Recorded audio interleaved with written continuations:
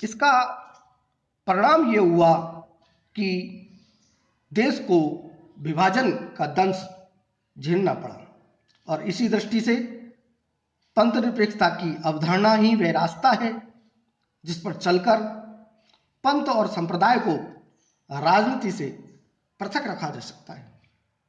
पंथनिरपेक्षता के इसी महत्व को देखते हुए भारत के संविधान निर्माताओं ने पंथनिरपेक्ष राज्य की अवधारणा को अपनाया। विद्यार्थियों, दूसरे बिंदु के रूप में विवेचन करना चाहें तो पंथनिरपेक्षता का महत्व इस रूप में भी है कि यह एकता की दृष्टि से महत्वपूर्ण है।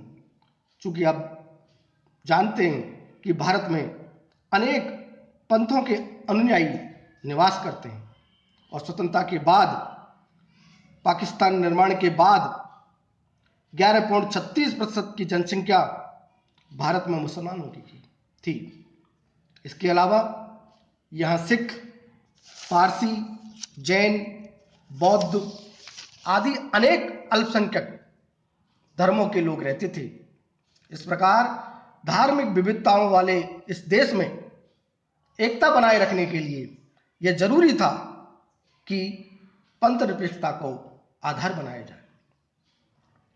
विद्यार्थियों, इस दूसरे विवेचन के बाद, दूसरे बिंदु के विवेचन के बाद लोकतंत्र की दृष्टि से, लोकतंत्र को अधिक सुदृढ़ रखने की दृष्टि से भी यह महत्वपूर्ण है, जरूरी है कि पंथनिरपेक्षता को आधारभूत ढांचे के रूप में यहाँ अपनाया जाए। चूंकि पंथनिरपेक्षता लोकतंत्रीय शासन के आधारभूत तत्व स्वतंत्रता और समानता को बनाए रखने में महत्वपूर्ण योगदान देती है, स्वतंत्रता और समानता को संभव बनाती है, जरूरी है। इसलिए पंथनिरपेक्षता का मूल आधार है धार्मिक स्वतंत्रता और धार्मिक समानता और धार्मिक स्वतंत्रता।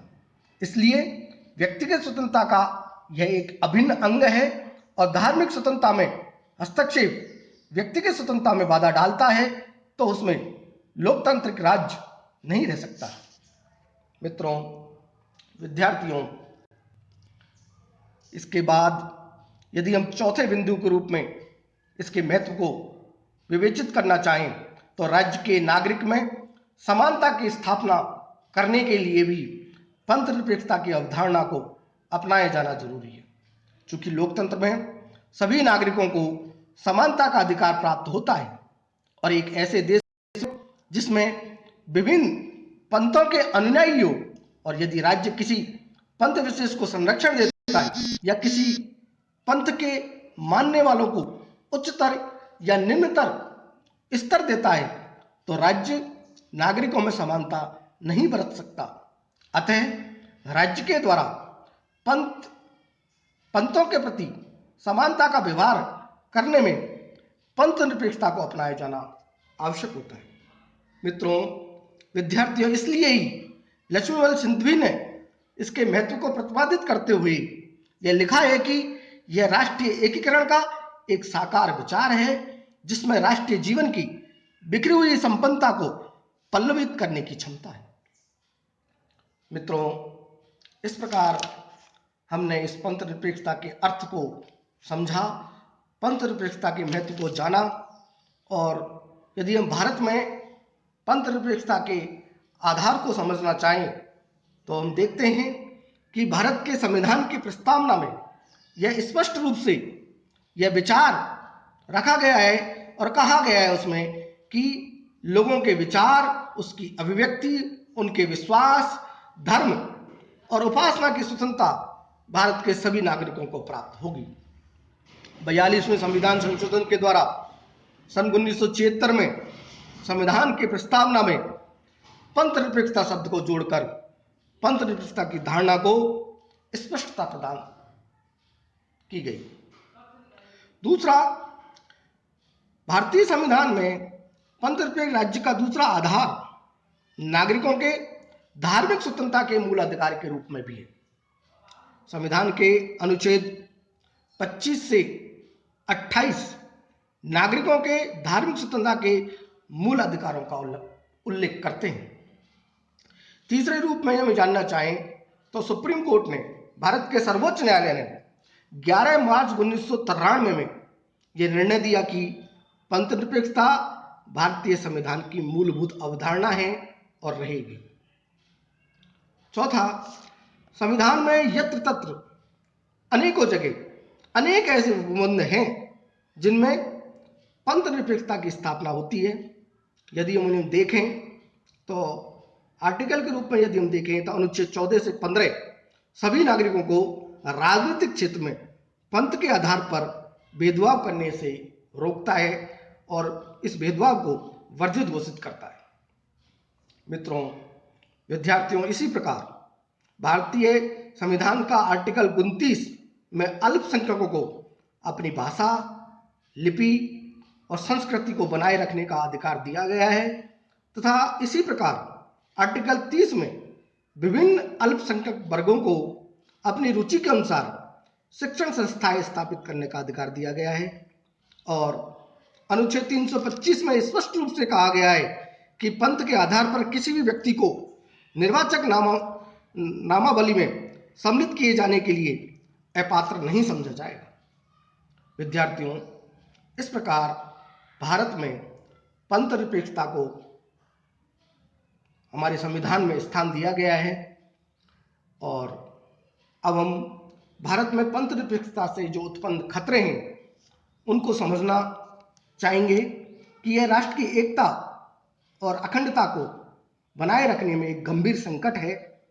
दलीय व चुनावी जो राजनीति है वो भी भारत की पंथ निरपेक्षता को खतरा उत्पन्न करती है।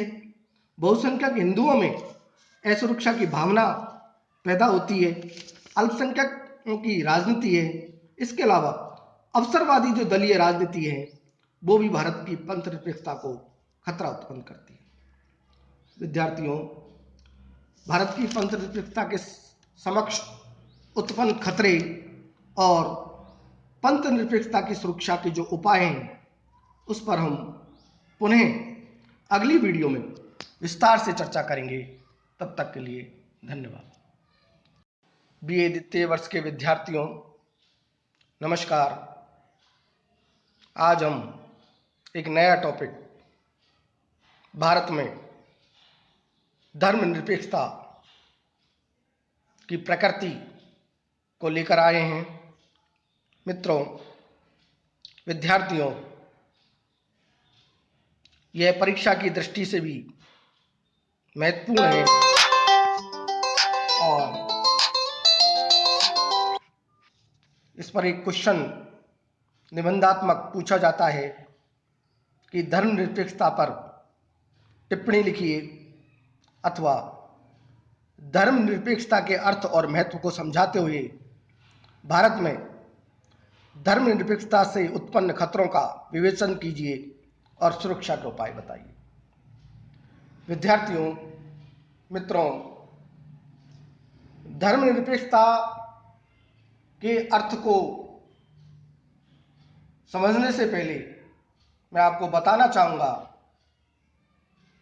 कि ये शब्द जिसका प्रयोग कई विद्वानों के द्वारा किया जाता है, मनीषियों के द्वारा किया जाता है, वो गलत है। क्योंकि हम इसके शब्द को लेकर टिप्पणी करें तो धर्म का अर्थ होता है धार्यति इति से धर्म, अर्थात जो धारण करने योग्य है वही धर्म है। धर्म का अर्थ पूजा पाठ करना, इबादत करना नहीं है। धर्म का अर्थ हमारी संस्कृति में, हमारे संस्कृत में धारण करने से है, अर्थात जो चीज धारण करने योग्य हो, जिसको करने के लिए हमारी अंदर की आत्मा प्रेरित करे, जो करने योग्य हो, वह धर्म है। दया, प्रेम, सहयोग, भाईचारा, ये सब करने योग्य है। इसलिए ये सब हमारे द्वारा किए जाने चाहिए, हमारे द्वारा अपनाए जाने चाहिए। इसलिए इनसे अलग कैसे रहा जा सकता है, इनसे निरपेक्ष कैसे रहा जा सकता है। इसलिए विद्वानों के द्वारा इस शब्द का जो प्रयोग किया जाता है धर्मनिरपेक्षता का, वो गलत है। क्योंकि जो चीज करने योग्य है उससे निरपेक्ष हम कैसे हो सकते हैं। जो हमारी अंदर की आत्मा, हमारी नैतिकता, हमारे आदर्श और हमारे मूल्यों को संजोए हुए हैं, उनसे हम अलग कैसे रह सकते हैं, उनसे हम निरपेक्ष कैसे रह सकते हैं। इसलिए यह दृष्टिकोण गलत है। इसलिए इसका सही शब्दों का जो यदि हम शब्दों के रूप में यदि हम इसको परिभाषित करना चाहें तो पंथ निरपेक्षता शब्द का प्रयोग किया जाना चाहिए। और वह दृष्टिकोण जिसमें किसी पंथ को सर्वोच्चता को स्वीकार नहीं किया जाता तथा जिसमें सभी पंथों के साथ एक जैसा व्यवहार किया जाता है, उसे हम पंथ निरपेक्षता शब्द से संबोधित कर सकते हैं। मित्रों, विद्यार्थियों, पंथ निरपेक्ष राज्य एक ऐसा राज्य होता है जो किसी पंथवादी आंदोलन अथवा दृष्टिकोण को बढ़ावा नहीं देता है तथा किसी भी पंथ को संरक्षण प्रदान नहीं करता है। अर्थात ऐसा राज्य जिसका कोई अपना पंथ नहीं होता और वह सभी नागरिकों के साथ किसी प्रकार का कोई भेदभाव नहीं करता। और इस प्रकार भारत एक पंथ निरपेक्ष राज्य है। भारतीय संविधान के द्वारा भी सभी पंथों को समान समझा गया है।